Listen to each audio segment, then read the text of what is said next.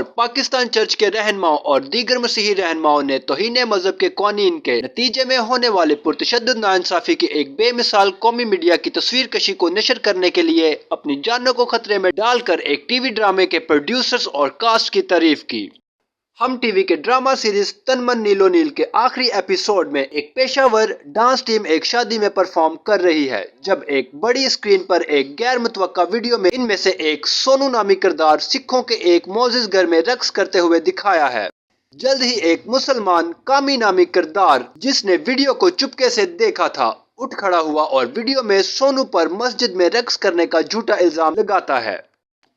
ایک flash back میں کامی کو دکھایا جاتا ہے جس کے پاس سونو کے ڈانس پارٹنر اور پیار کی دلچسپی خوبصورت رابی نامی کردار پر ڈیزائن کیا ہے، اپنے ساتھیوں کے ساتھ پہلے سے طے شدہ حملے کی منصوبہ بندی کر رہا ہے۔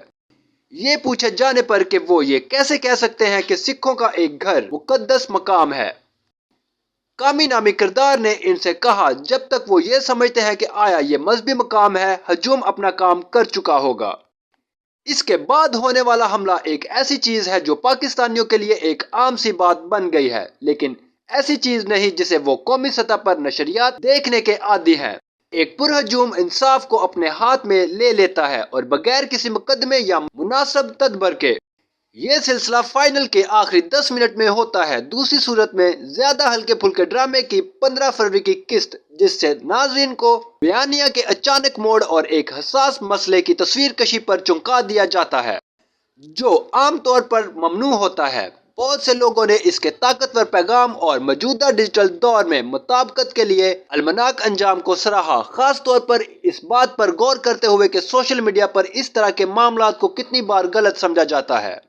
پاکستان چرچز کے رہنما اور پاکستان میں مسیحی رہنماؤں نے کہا ہے کہ ایسا لگتا ہے جیسے پوری ٹیم باشمول پروڈیوسر، مصنف، ہدایت کار اور اداکاروں نے یہ پیغام دینے کے لیے اپنی جانیں داؤ پر لگا دی ہیں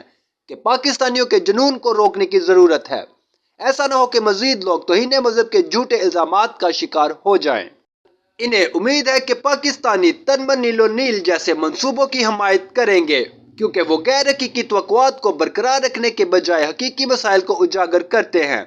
انہوں نے انتہائی مخالف ماحول میں توہین رسالت کے جھوٹے الزامات اور ہجوم کی ذہنیت کو بلانے پر پروڈکشن ٹیم کی تعریف کرتے ہوئے کہا وہ سختی سے محسوس کرتے ہیں کہ اس ڈرامے کو نچلی سطح پر اور تعلیمی اداروں میں دکھایا جانا چاہیے تاکہ ہمارے لوگوں کو جھوٹے الزامات اور ہجوم کی ذہنیت کی تباہ کن اثرات کے بارے میں حساس بنایا جا سکے۔ معلومات کا قابل اعتماد ذریعہ CRC، جڑے رہے CRC کے ساتھ۔